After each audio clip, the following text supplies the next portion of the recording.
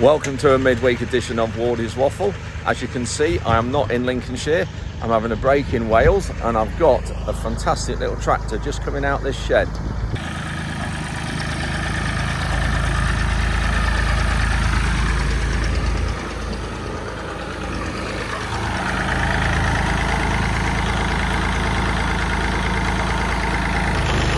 I remember driving one of those when I was about 10 or 12. Look at that.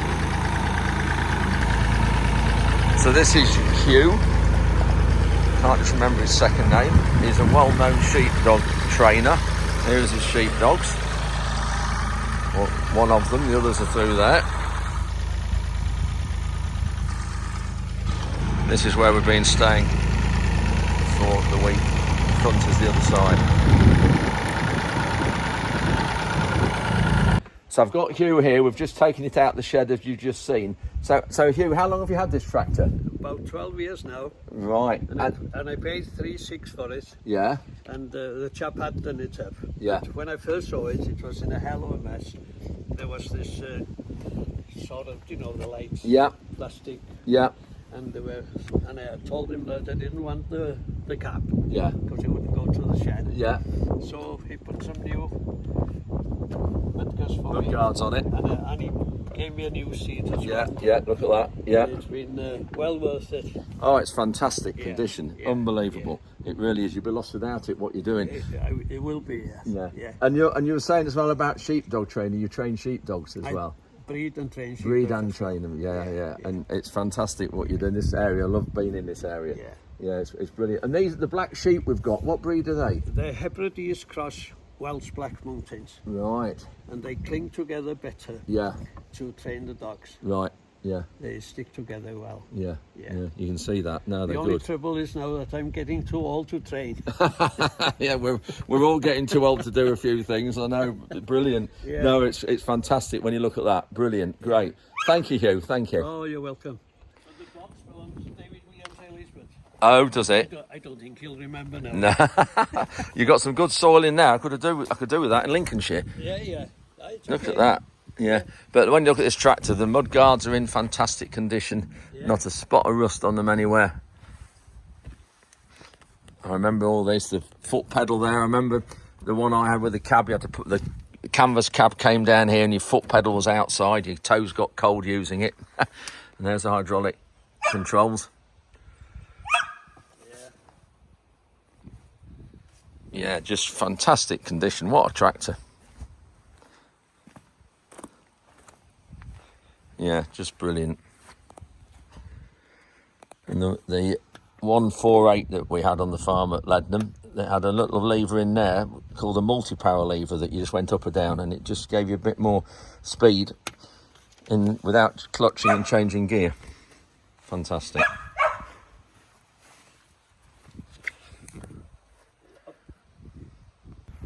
That was great seeing that Massey 135, bringing back memories for me from my childhood days. Anyway, this update, the rest of this update, what we've got for you is when we got here to Wales, I went to see a good friend of mine, Gareth Wynne-Jones. Some of you know Gareth, he's all over social media, does a huge amount for the industry. Went to see him and spent a few hours with him and his wife, Rianne, and son, and various other friends they had there as well, and Steve, who came from South Wales, from Pembrokeshire.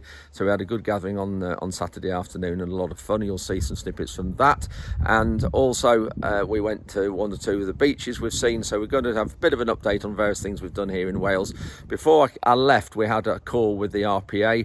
That's with my Forage Aid hat on, and the RPA are the Rural Payments Agency. And for those of you who aren't from this country and watch this channel, they are the organisation that run our payment systems and have a lot of to do with our regulatory systems of farming in the UK. I had a call with them, with Forage Aid and the other farming charities around the UK, and have a good insight into that, and that's really useful to do that. Also, we're at the minute at home, we're servicing the combine and getting that ready for this this harvest. And also sugar beet, we have done, before I came away, we actually put some more nitrogen on the sugar beet as well, so we'll take a look at that, and also the results of hoeing the sugar beet as well, because that's really made a big impact on the crop. And lastly, you remember a guy called Philip Wright, and some of you will know Philip. He was an ex-director of Simba. Philip came to see me a few weeks ago, and I haven't put that clip up yet, and that's really interesting, talking about carbon, talking about soil organic matter and cultivations, and how our soils are difficult to direct drill. So really, really interesting to listen to Philip, because a lot of machinery companies also use Philip for helping them design machinery. Anyway, let's crack on with this week's update, and if you make it to the end, we'll see you then.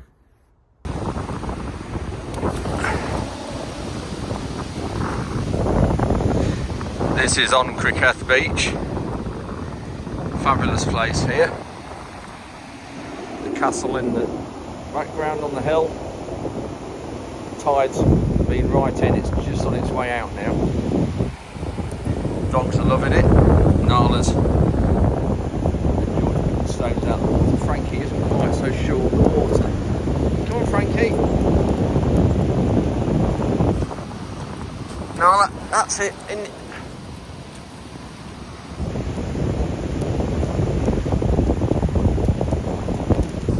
Trying to bit of dog training with another dog walking nearby. Go on, Nala, pick it up. Good girl.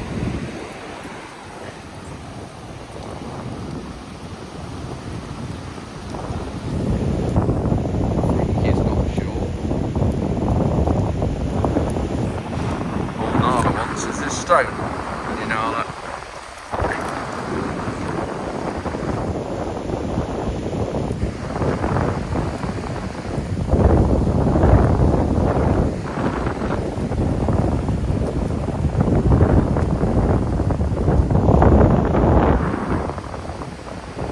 Just walking back to the truck after having a great time on the beach, and we've just found, or just seen, this old MG. Look at that, what an absolutely fantastic specimen.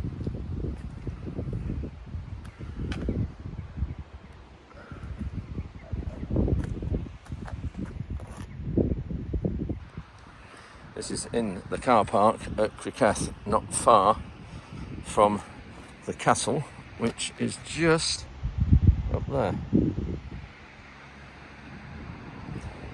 What a wonderful car.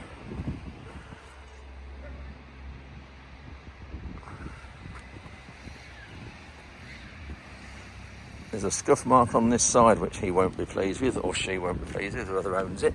Little one there. But what a fantastic car.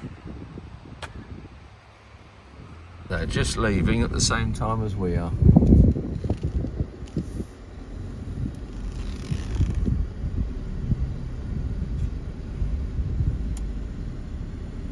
Not the sort of thing you'd expect to see in Wales. Little ice cream van, or wagon, I don't know what you call it.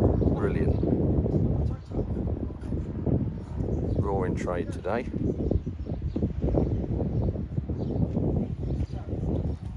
So the cottage we're staying at is up this track, so we have to come up here, come up through here as well, and it's the other side of these trees. Nala's carrying a bit of wood. The dogs love coming up here. I walk this little track every morning, and then also at night before we go to bed. A bit further to go yet, and it's just up here. So here we go. Superb place. That's it.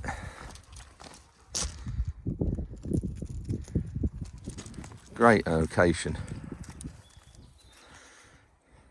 And it's much a holiday for the dogs as it is for us, really. So I just said it's as much holiday for the dogs as it is for us, and it is really, because dogs must get fed up of being in the same environment, the same place all the time. And Rhonda and I have been to Portugal a few times in the winter and over the spring, this last 8 months. And dogs go with my daughter Sam or into kennels, so it's just I just felt it was only right to bring the dogs out and have a holiday in Wales, which is fantastic. And there's these fantastic Black Mountain sheep just right next to us. I'm just on a Zoom call with the RPA. This is wearing my forage aid hat now. and they are all the charities in the country who are on this call, which is great. The RPA, excuse me, the RPA have regular dialogue with us, and I feel privileged to be on this call.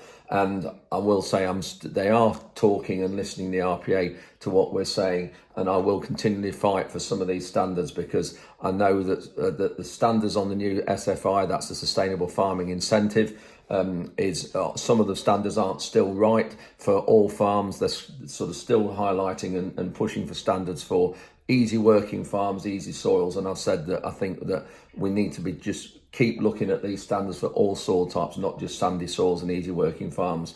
I've also mentioned to them as well that the cost or not the cost of it, but actually the time involved is ridiculous, because 3 years ago the RPA and DEFRA were saying to us they wanted to make our life easier, they wanted to make us or have us have less paperwork and have an easier life in filling in forms. And I've just said to them, I think with everything they're doing at the minute, they're exactly the opposite. They're making it so difficult.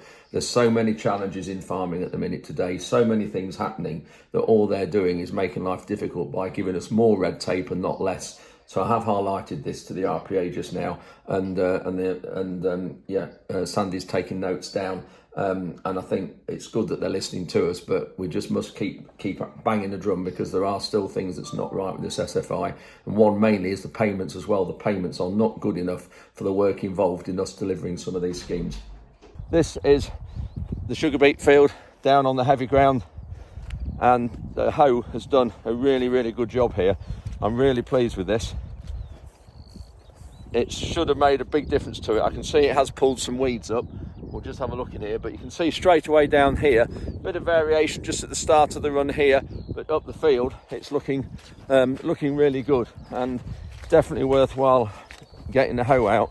And I'll just turn the camera around. You can see actually here where it has actually pulled some of the weeds out. Some it hasn't, but some it has, and you can see what a good job it's done. This is a prime example. That weed near the sugar beet plot, it hasn't, or the plant, sorry, it hasn't done it, so I'll pull that out. But you can see all these, excuse me Nala, all these there, that is dead, that one. That's the only problem with hoeing, it doesn't get them near the plant. Just look at that, very interesting to see that ladybird, which is great, because remember this has had, there we go, that weed's dead. It has had an insecticide, this crop, but the insecticide we use, Topeki, does not kill ladybirds, which are really beneficial to a sugar beet crop, because it's what they call the Mysis persicae aphids are the ones that are carrying the virus that give us the massive yield damage in sugar beet, and we need as many beneficials as we can to try and mop up and try and eat some of those harmful virus carrying aphids. And the daddy longlegs will do it, but also the ladybirds are really good at doing that. Yeah, you can see the hoe's done a good job here. These weeds are now slowly dying, some of them in the row, but it's freshened that up no end. Some nice soil in this field here though. The far side of the field isn't very good, very clayey, but here some nice soil. You can see it's met in the row. It's incredible considering it was only planted on May the 5th.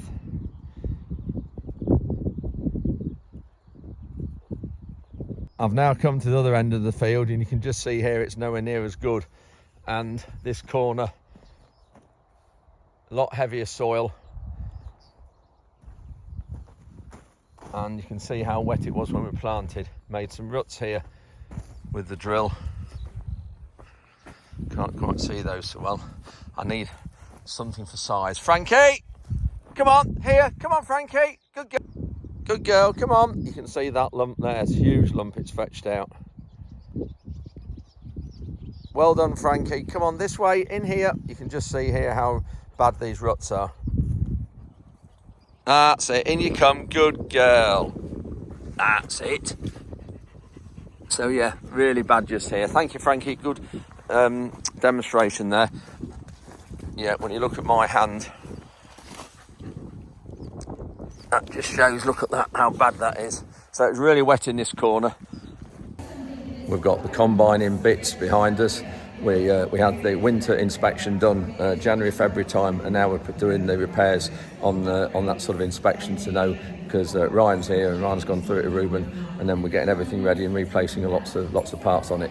The combine is just about to do its 9th harvest. We bought it in 2015. And after 15 harvests, rather, it had already done harvest 15 as a New Holland demonstrator, and then we've had it 8 years. It's done 8 harvests with us, and the 9th one was with New Holland as their demonstrator. So we've never kept a combine as long, but with the price of machinery and other things a bit more desperate to change, we're just gonna keep it for a year or two, just see how it goes and if it's reliable or not. But with Ryan looking after it so well with Ruben, and we're okay at the moment. So Ryan went with Ruben in February and had a look and made a big list of stuff that wants doing, or maybes and definites. And this was one chain. The main feeder chain was one that was worn, but we've taken the link out and going to try and get that through another year. Got various belts and sprockets and bearings to change. That one's all right. You can see here that's one that needs a new shaft. This is the inside of the combine. Great to see it like this. You can see there, that's where this combine there's 2 rotors run up the middle of it, and all the grain and straw goes up through the middle there. And then the grain drops through those grills and it drops onto what you call the grain pan, which is there, and then that goes through to the back. Then you can see that tube goes up, keeps going up there. By the time you get to the back there's not much wheat left in it or grain left in it, right through to the back. Then it drops the straw into the straw chopper, which is at the back there. But you can just see all the hydraulic pipes and belts, bearings, chains, gears, and then that big mechanism there, that's the clutch. That goes in the back here, up here, that goes up there, and that's just for the straw chopper, to activate the straw chopper. That's the straw chaff spreader. That obviously folds up like a table flat and it spreads the chaff out. And then just in here, can't quite see very well, but that's where all the grain is separated out. You can see there, you can alter these. There's all, you can see those now, you can alter all those for different clearances. Got the engine up through there. There's normally obviously covers on there. So, and then the straw chopper is in here, in there. In there's the straw chopper. Drops the chopped straw onto these spreading discs, and these spin round and throw it out the width of the header that cuts the crop at the front. This is the other side. That's where the clean grain goes up there and into the tank. This is the other side. We've seen that here. Obviously there's all guards on there to keep everything in, to stop the wheat coming out when it separates it. So another drive, another pulley off there, lots of bearings and various things to change. So yeah, that's it. So we'll keep going with this, few days work with this to get it ready. Ruben and Tom are changing the fertiliser dribble bars, because we're just going to put some fertiliser on the sugar beet. I forgot that about 2 weeks ago I remember that we had to put the last application on the sugar beet. It wants about 45 kilograms a hectare. So this is the sheet. We've got the data, the recommendation on a memory stick to put in the screen.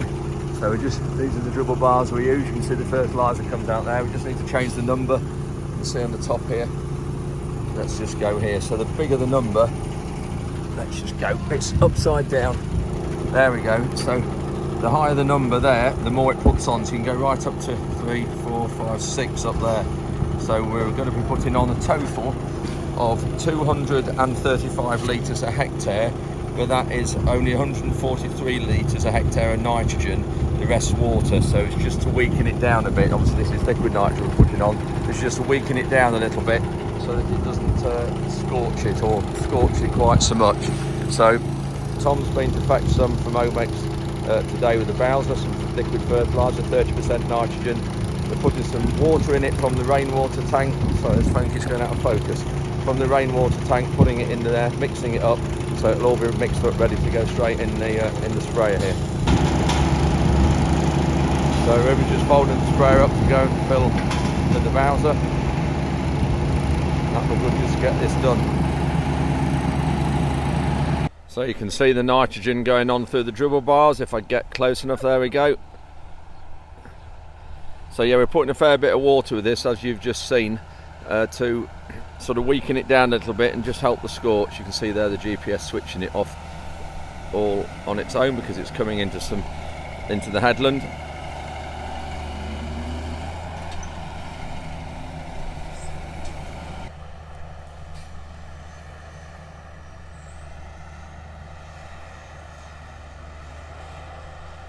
You can see there the boom all coming on different times. So this particular field hasn't had any sewage sludge, because normally before sugar beet we give it sewage sludge, which will leave around 25 kilos a hectare of nitrogen in the ground, which is great, which means we don't have to put so much artificial fertiliser or liquid nitrogen on. But so altogether this crop will have had 120 kilograms a hectare of nitrogen, and the crop and the sugar beets that's had sewage sludge will also have had 120 kilos, but it'll have only had 100 kilos in liquid form, whereas this has had 120 kilos in liquid form to give it the same amount. But you can see here looking really well and starting to fill in the row now, and yeah, looking quite good. But we do need some more rain up here to help it. We've got some more wheat going. We've still got this heap in here, which is probably surprising what there is in here. I bet there's 150 tons in this heap, quite a lot here.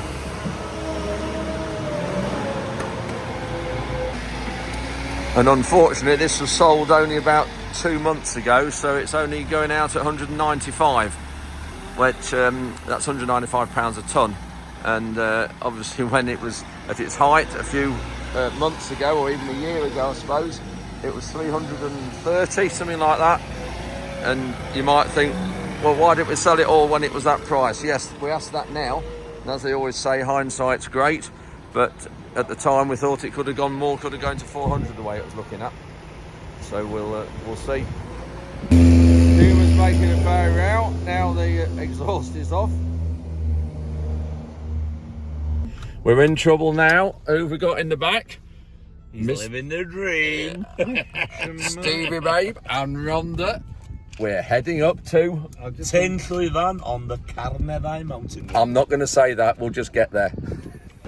Look at that. As Gareth says, look at this. What's the words, Gareth? Living the dream. Look at Sorry. that. Is that better, Steve? I'm going to use the toilet because that's sustainable. Again, it's Gareth, when the sun does set properly. Gareth inspecting the grass.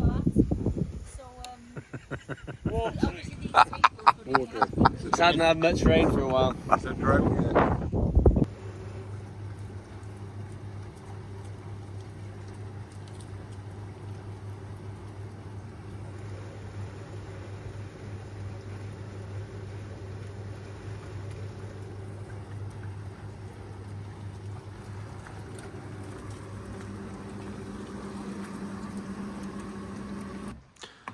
We're just getting ready to go out for lunch. We've booked somewhere that Gareth recommended, about 3/4 of an hour away from here, so we're just about to head off. Going to walk the dogs on a beach. Nana's curled up next to me, but this is just fantastic, this little place. Just so secluded. Dogs can't harm the sheep, which the sheep, you can't see them, the sheep just over there. Totally secure. So I've got Phil at Wright here, and some of you remember Phil came when we had our conference in, was it February, when we knew it showed around? Yeah, in February, and was doing a presentation, and Phil's been involved in our direct drilling trial and comes a lot to the farm. And I did have 1 or 2 comments after last week's video about some of our direct drilling trials that we're doing that we thought we were setting them up to fail on purpose, which obviously we're not. So Phil, we've had half an hour talking. We've got some really good soil results here going back to 2003. Fascinating data. What we're looking to try and do here, Andrew, is we can model this as using the American algorithm to determine whether you're growing your carbon or losing it in theory. But because we got this data, what we can also do now is we can prove it backwards from the answer. So we're going back here now to 2003. Yeah. So if we can show, we can measure the differences in organic matter in soil carbon per annum. They're not very large figures, they never are. No.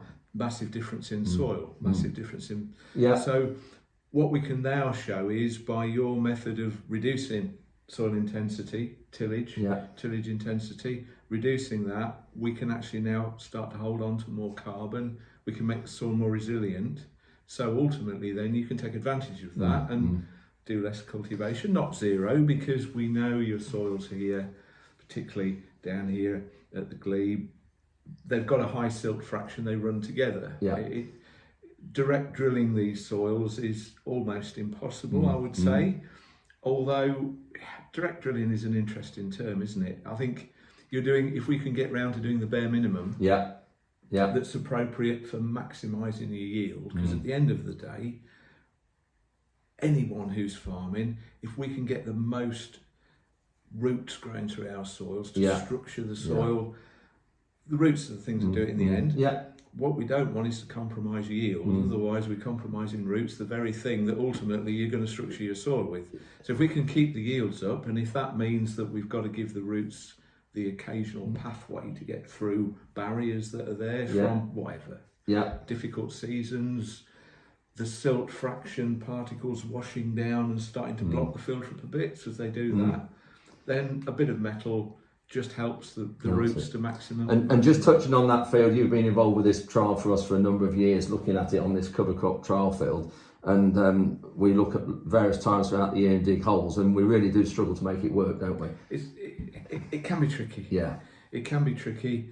Your soils are probably the most tricky ones to reduce or zero till on, particularly for spring sown crops.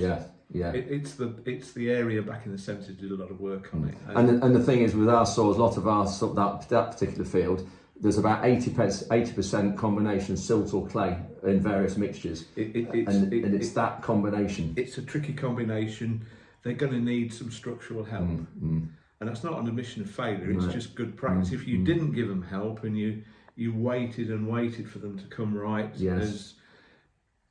basically you're not maximising your yield, you're not maximising the roots. It's just a long, it makes a long-term project even longer. But just looking here, these are some of the things that we've got. In fact, I'll just turn the camera around so you can see these soil results. So this is the type of results we've got. Now this is going back not that long ago, 2019. You can see we've got, this is a Solvita test on one field, and we've got soil organic matter there. You can see on this one is 4.7. Various mixtures, various different analysis, phosphate, potash, calcium, different ones there. But interesting, I've got a few fields here. If you look at that date, we are looking at December 2003, which is fascinating. So we've got December 2003, and that's on the heath and our light land. So these are the results from 20 years ago, comparing to results today, which is that one. Is that that's 2003? There's for this year, Phil, for heath. There we go, and that's this one. So that's the same field 20 years later. So Phil's going to be looking at this and comparing this and putting them in a spreadsheet. So brilliant, some great things we're going to be finding. Thanks, Phil. So that's it for this week's update. I hope you found that snippet with Philip very interesting. As you can see, he's a really knowledgeable guy on soils, cultivations and carbon and organic matter, and I just find every time I see him it's just invaluable. So I hope you've enjoyed this week's update. When I come back on Sunday, I'll be back at the farm. I'm going to actually focus quite a bit on blackgrass, because I've had quite a lot of questions on blackgrass and how we do it and the costings and things, and it's very difficult to just answer those questions just in the comment section. So I'm going to do quite a big update on blackgrass this coming Sunday. So if you're interested in the cost of that and how we do it and the full ins and outs of that, then please tune in this Sunday morning for a regular Wardy's Waffle. You'll see I've got the Black Mountain sheep here behind me, just here, which is fantastic, and I've got Nala is laid under the bush somewhere. There she goes, there's Nala. So yeah, having a great time in Wales. Anyway, thanks very much for watching. Please click like and share and subscribe, and we'll see you as usual Sunday morning.